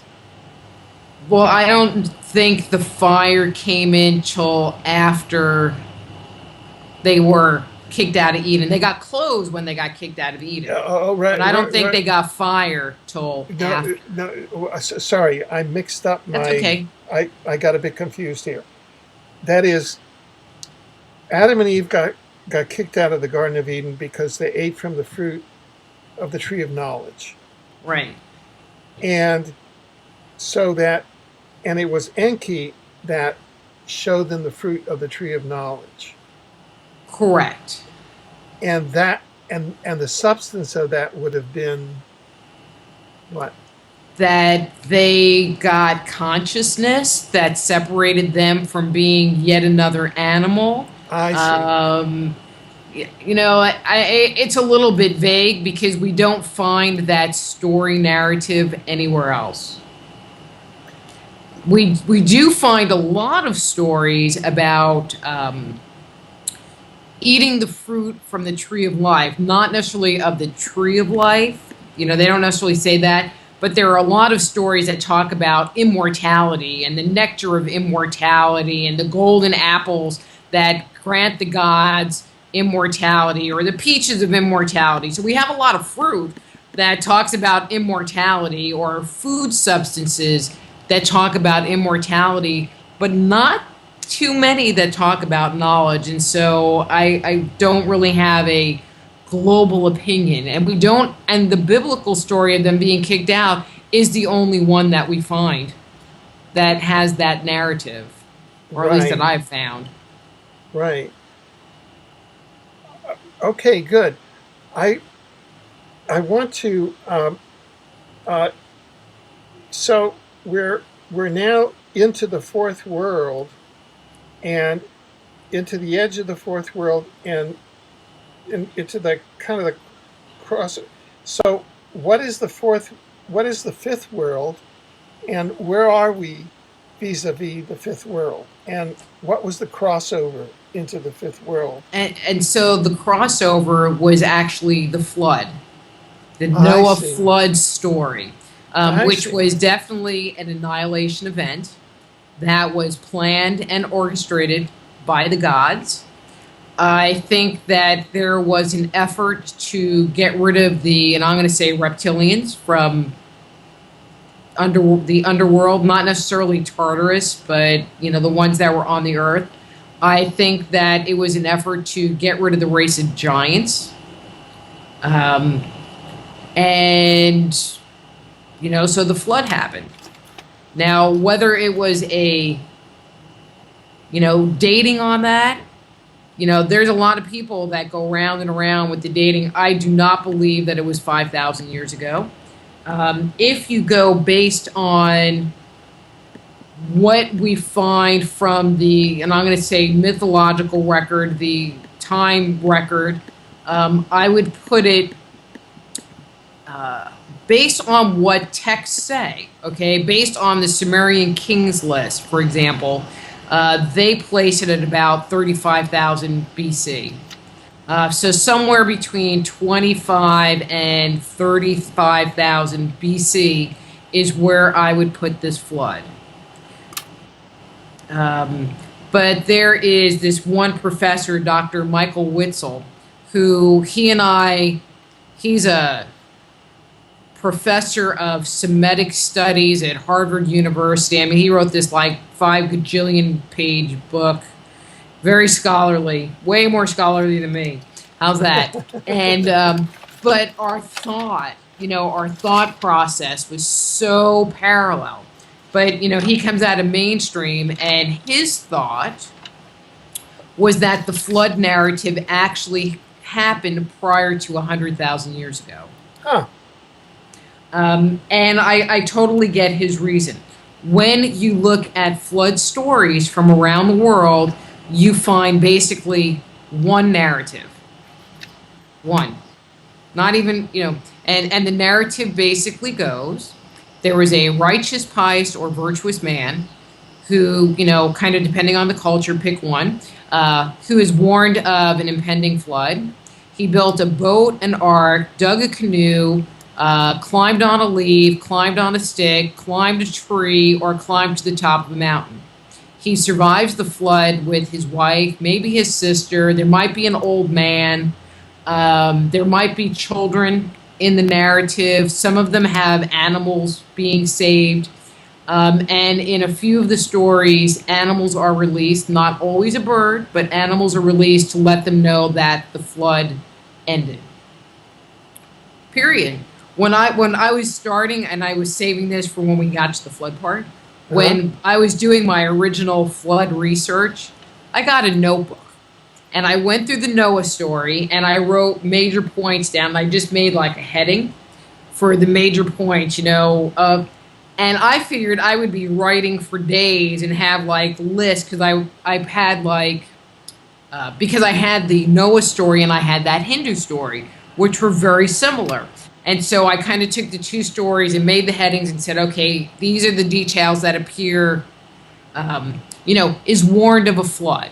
Okay, so I made that as a heading, and then I put the culture that fit into that category. And I took all of these iterations and all of these variations and gave them all their own heading, and then kind of wrote, these are the cultures that say that.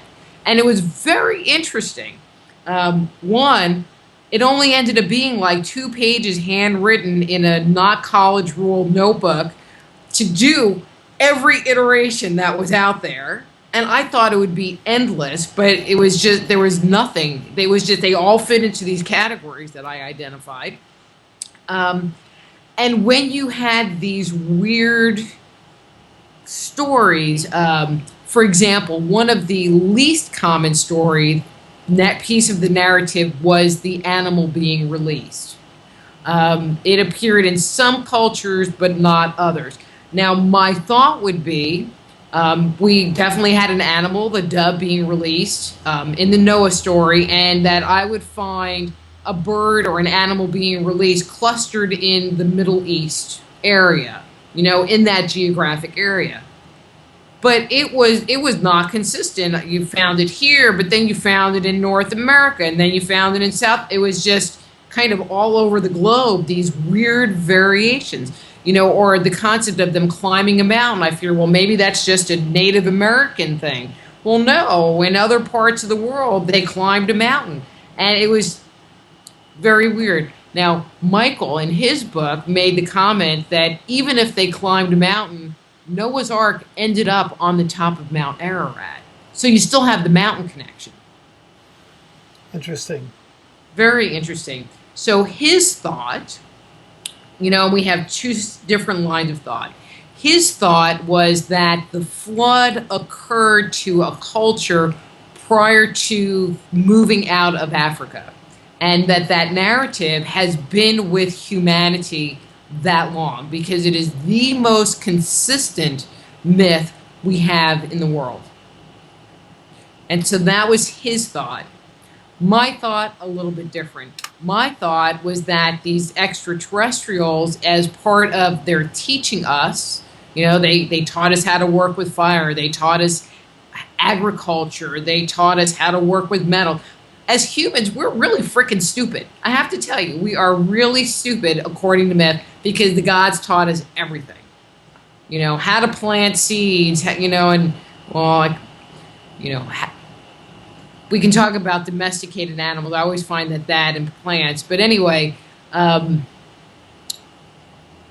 my feeling is while they were teaching us, it is then that they shared their creation stories with us.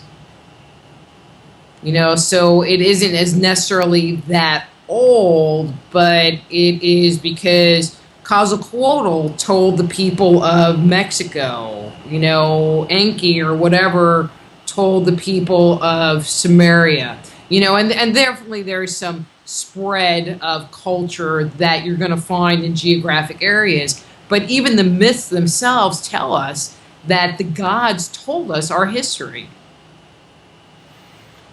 Right. Now, we're now in the 5th world. Correct. Is the 5th world the last world? I mean, the 5th world is the age of man. Okay. And at that point in time, it seems like the creation narrative ends. The gods take a step back. I mean, once the flood happens, the gods take a step back, and that's where we start having the demigods, the Hercules, the story of Troy, where the gods, get Paris to kidnap, the woman, and it starts the whole Trojan War, and so the gods intervene with specific individuals. But as far as that perspective of the gods telling their stories, it ain't happening. So there is not going to be a destruction of the fifth world. Well, we don't know that, and we are know definitely not privy to it. I see. I mean, you were talking about the Book of Revelation. Yeah. That this is kind of a lead up to that conversation. Okay. And because to me, as someone who's been in hermeneutics actively for 40 years, it's like, well, okay, I'm willing to change my paradigm, but you have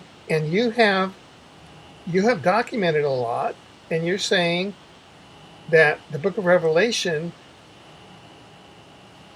John of Patmos, whether he was on magic mushrooms or not on Patmos, we don't know, but that his remote viewing was of the past, not of the future.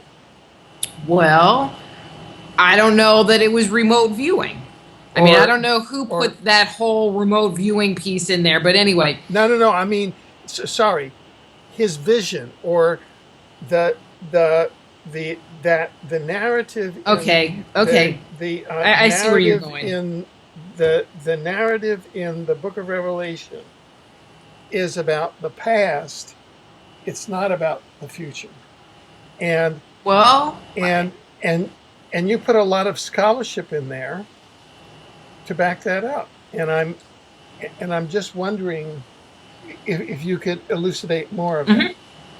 When you read the Book of Revelation, I mean, I was kind of floored, and I actually did read it. All right, I was just talking about the flood story, and so we have these elements that we find all over. And so when you read about this battle that occurred between Kronos and Zeus, and then you read the Book of Revelation, I mean, it definitely is added to, with the seals, and, I kind of joke around, there's angels flying around all over the place. I mean, it's definitely elaborated on. But if you look at the underlying narrative, and what sealed it for me was that Satan was sent to Tartarus, or to the underworld or hell, wherever he was sent, for 1,000 years. And when you read the story of Zeus in particular, the Zeus chronology of that war, it reads just like the Book of Revelation, minus, some editing stuff. And if you think about it, if this was somebody that was living in Rome or living in the Middle East that is writing this narrative, they would be well versed in Greek mythology. Yeah. And so knowing the story of Zeus wouldn't have been that big of a deal. Now, my interpretation, okay, I'm going to say this is my interpretation. If you read the very beginning, he calls out the different churches and says, if you don't straighten up, this is what's going to happen to you. I mean, that's what he says. Well, he isn't necessarily insinuating that this is what's going to happen to you because I'm giving you a prophecy, but this is what's going to happen to you, and here's the story of what happened in the past.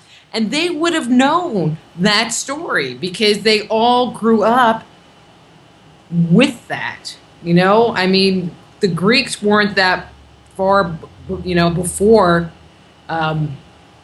Jesus' time, and the Romans. I mean, it wasn't that big of a stretch for them to understand that story narrative. It would have just been part of their cultural mythic legend. Well, it's the Greeks, us Jewish people or early Christians, we don't believe that. But we don't really even know who John of Patmos was. He could have been Roman. I mean, because we don't know if he's the biblical disciple John, or if he was somebody else, and what his whole relationship to them was anyway. And so I think he's warning them, like, you're going to blow yourself up, if you don't straighten out. And, here's this story, and we all do that, when we have kids and we want to scare the crap out of them, we tell them some, story about, well, when I was a kid, Yeah. this is what happened to me. Okay, now let me ask you a question, and this is kind of out of left field, just because it's a current research interest of mine. Okay. There's an issue of what we call inorganic artificial intelligence. Let's say it's like the blob from outer space. This would not be the gods, who are organic extraterrestrials, but this would be an inorganic intelligence that is contained in a plasma, and that's invading the Earth. And a lot of people have different thoughts about this plasma, that it could be devolved gods that really devolved, that devolved in, lost their connection to source. Mm-hmm. Or it could be a machine, an artificial intelligence that just went crazy. You can say, oh, the Lucifer rebellion is really about an artificial intelligence that rebelled. Okay. Is there anything in any of the creation myths, does that ring a bell in any of your research, that there's this inorganic, it's not a living creature, it's like an it? Did that Not ever come that up? I have seen. Uh-huh. I mean, these gods, could die, which makes them a whole lot less godlike, Yeah. in my book. But we're also, when we're looking at mythology, they're telling it through their eyes and what they understood. And so I'm just kind of going out on a limb here. So if we have some crystalline man, they're going to talk about this man as being shiny. Being But what? I'm sorry? shiny, Shiny. Okay. sparkly. I like that word. Told from their perception. And so is there misinterpretation? Is there them putting words to whatever there was? Plus, in these early creation stories, it's the gods talking about the gods. And so, it's possible. I mean, Right. these gods are described as all kinds of weird stuff. I have not heard any talked about as being a blob. Like But- a blob or a goo or something like that. Yeah, not. Not at all. Okay, not that this should be. It's just a simple. It's a research question. One of the most significant sentences of the book that jumped out at me is as follows. It says, "Man is the oldest domesticated animal on the planet." And I wondered if you could elaborate more on how that sentence came about, and what it really means. I know that that's what we've been talking about, but just sort of. When you talk about domestication of animals, experiments were done with wolves. And when you took a wolf into, and I'm going to say captivity, and you breed them, and then you take the kindest, loving wolves out of that group, and you breed those, and you go through a number of generations, one of the things, you find a number of genetic traits that happen. One is their snout pushes in, their canines start getting smaller, their features start getting smaller. So from a physical place, compared to an ape, we've taken on those characteristics. One of the other things about domestication is there is this dependence on somebody to take care of you. So if you think about your dog, I mean, I know my dog, she's smart enough, if she wants to be, that she can push the screen open on the door. It doesn't have one of those locking mechanisms, it just has a hook. So if she wanted to push the screen open on the door, she could. But what does she do? She stands at the door and whines and waits for me to come. Because she has me domesticated to take care of her. But domesticated animals require somebody to care for them. They require somebody to maybe bring them food or whatever, but there is always this interaction that happens. And if you think about it, what happens when there's something wrong going on with us? Oh, God, please take care of me. I mean, we look to God to take care of us. Just like my dog waits for me to put that bowl of dog food down on the ground every day at 5 o'clock. Right. Oh, he or she's been fed. I don't have to worry about it. Yeah. I took care of that because she has a watch, let me tell you. And we have been trained. I mean, think about it. What do? We don't just like hang around and groom. We work. I mean, we're totally domesticated. We have a bunch of rules that we live by and requirements that we don't see in the animal kingdom at all. At all. I mean, if you think about it, humanity is the only group that has a bunch of laws that they live by.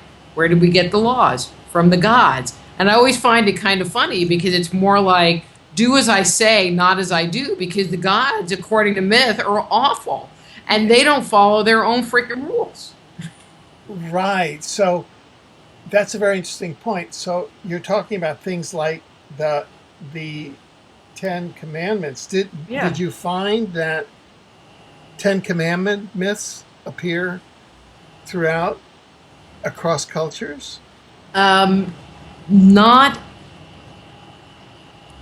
yes and no, but if you take the 10 Commandments as a very advanced form of law, okay, and take that back, this is one of my new research projects, so you're going to get some skinny. Oh, good. And you take this back far enough, you get taboos.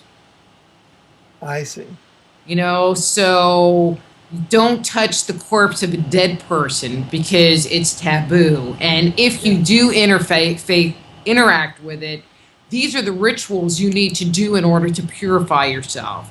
And so in its most basic form, humanity, and I don't remember the gentleman's name off the top of my head, but his comment was, there is never a point in time of humanity that you can say that we did not live by some system of laws, whether they are what is identified as taboos, but taboos, don't kill. You can't, marry your mother, blah, blah, blah, blah, blah, blah, blah.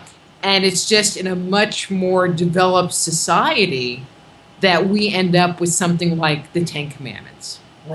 Right.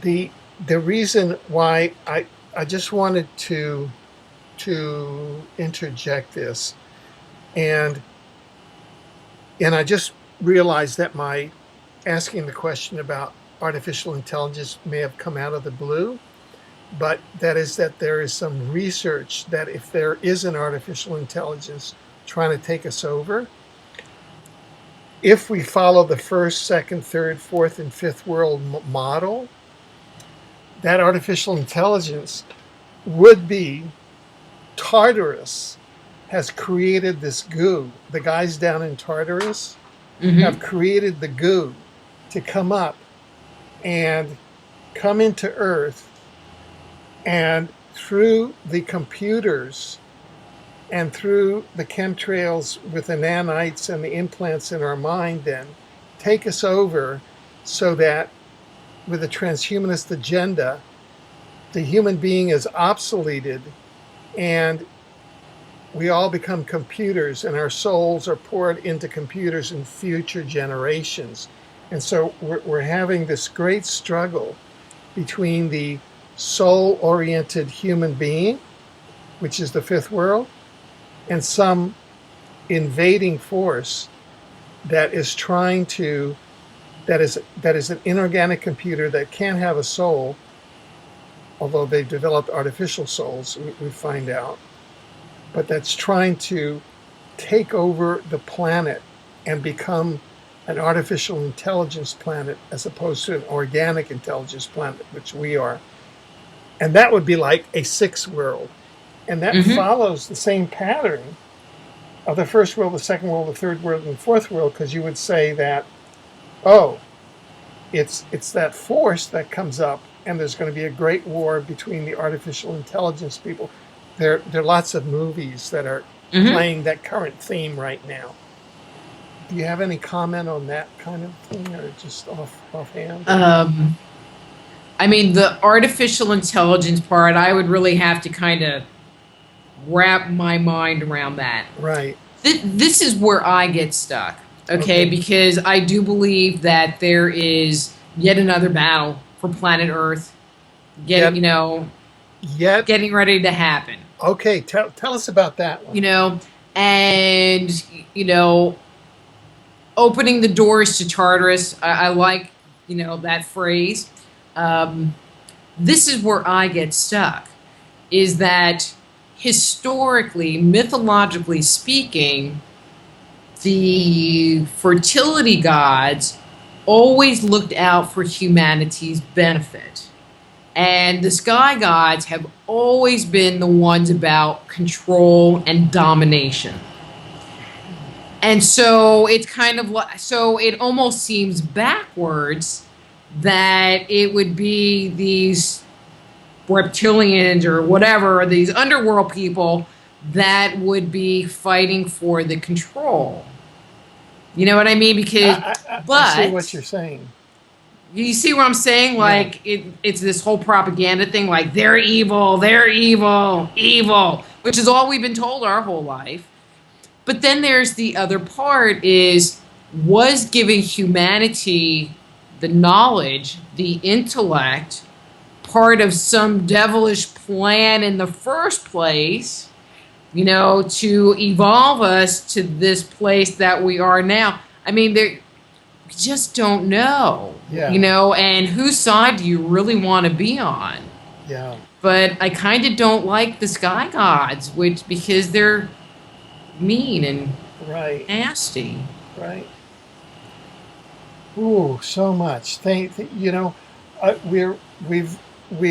sort of come to the end of this segment, and I'd like to ask you whether there's material that, or some matter or some item that you want to mention that we didn't get a chance to cover.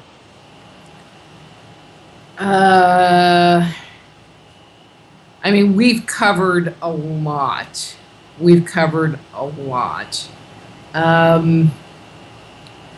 No, we'll just have to do it. We'll just have to get together again. Okay, good. Would you like to leave us and leave our audience and ourselves with kind of a message? What can we learn from the scope of going through these five worlds, and the myth, perhaps that you've really internalized, and something that you want to leave with us, or some vista, or how can we carry this forward in our day-to-day lives? Well, I think one of the biggest things is that so many of us have been brainwashed in the West to believe that the Bible is the ultimate be-all, end-all of reality, and that is our truth. And I think one of the biggest things that I want to bring to the table is, one, there are books outside of the Bible that tell us where we came from, and share with you, the reader, this is what they say. And again, there is a continuity that you find around the world, except for in the Bible. And I'm going to make one other commentary. But even in the Bible, you find continuity with those myths, with one big however. And this is my very sarcastic way of expressing this. It is as if the writers of the Bible had these stories and they had a giant container of whiteout. And they had to white out major parts of the narrative. Why? Because the Abrahamic faiths all believe in one God. Every other faith on the planet believes in multiple gods. So you can't have Enki fighting Enlil because that's two gods. And so they had to wipe out all of the battles. They had to wipe out all of the conspiracies because you can't have, I mean, unless he's schizophrenic, you can't, which God in the Bible does seem a little schizophrenic. He's benevolent, but I'll bomb Sodom and Gomorrah. I don't know. But you had to wipe out all of those narratives because they don't fit in a system of a one God system. Very interesting. Very interesting. Well, I really want to thank you, Rita, for taking out this time, and I want to thank you for your work, for having brought this together. This is a very valuable book and a very valuable work, and I'm going to E.T. Chronicles, everybody. Yeah. The E.T. Chronicles, what myths and legends tell us about human origins. And I'm going to be recommending your book widely, and this interview will be going out widely, and we look forward to speaking to you again in the future. Well, you're going to be on my show, I think, in December, so we'll get to talk then. So that'll be fun. Right. And I would, and in fact, in that interview, I might ask you how my book, The Omniverse, what myths it is echoing, because I okay, because that's a fair challenge. Yeah, because I would like to find out, because they say there's nothing new under the sun, right? Mm-hmm. So, thank you so much. You have opened up my eyes, and I'm sure that you're opening up many eyes around the world. Thank you. Great. Thank you. Good enough.